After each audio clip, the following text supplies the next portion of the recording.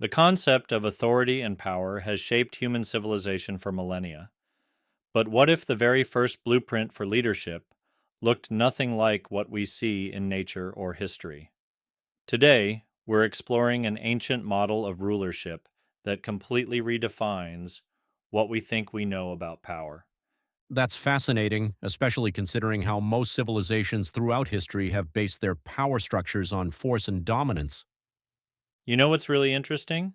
In the earliest recorded texts about leadership, the model wasn't about domination at all. It was about stewardship and responsibility. Think about those nature documentaries where the strongest animal asserts control through violence. Right. We've almost taken it for granted that power naturally works that way. But here's where it gets mind bending. According to Genesis, the original concept of rulership was more like being given keys to manage someone else's valuable property. It's completely different from the might makes right philosophy we often see.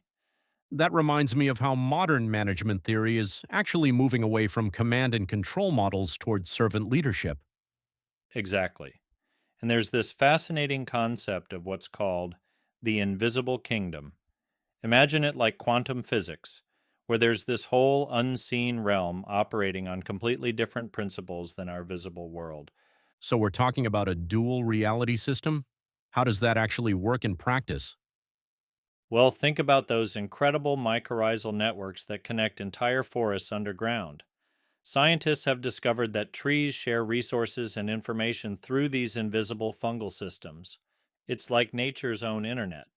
That's such a powerful metaphor for understanding this concept of interconnected realms. And here's what's really fascinating. According to these ancient texts, humans were specifically designed to be like walking bridges between these two realities. We're meant to understand and operate in both dimensions. Well, that certainly puts a different spin on human purpose and potential. The text actually uses this interesting term, divine colonization.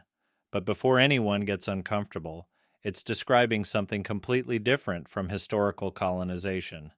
It's more like ecological restoration. Hmm. Could you break that down a bit more? Think of it like when scientists work to restore a damaged ecosystem. They're not conquering it, they're helping it return to its natural, healthy state. They're reintroducing native species, rebuilding soil health, restoring natural water flows. That makes much more sense. It's about healing rather than dominating. And what's fascinating is how this restoration process is supposed to work. Jesus used these brilliant metaphors about yeast working through dough, or tiny seeds growing into massive trees. It's about gradual, organic transformation rather than forced change. That's quite different from our modern obsession with quick fixes and instant results. You know what's really mind bending? This kingdom operates on what seems like reverse logic. You become great by serving others, you gain by giving away.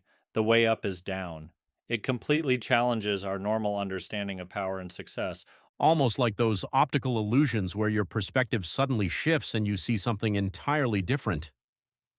And here's another fascinating aspect.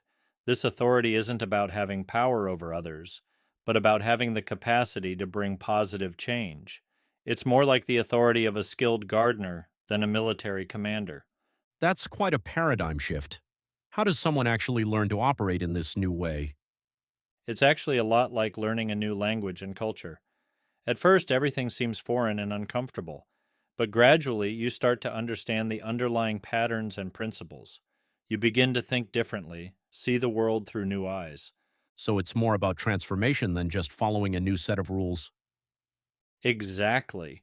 And what's really encouraging is that this transformation isn't expected to happen overnight. It's like those time lapse videos of plants growing. From moment to moment, the change is almost imperceptible. But when you look at the bigger picture, you see this amazing transformation. That takes a lot of pressure off. It's about the journey rather than instant perfection. And perhaps that's the most remarkable thing about this whole concept. It offers a framework for understanding both the grand scope of history and the significance of our individual lives within it. Every small action becomes part of this larger story of restoration. That's quite a powerful way to view our daily choices and actions. Indeed, it is. It suggests that even our smallest decisions can contribute to this gradual transformation of the world around us. Now, that's something worth thinking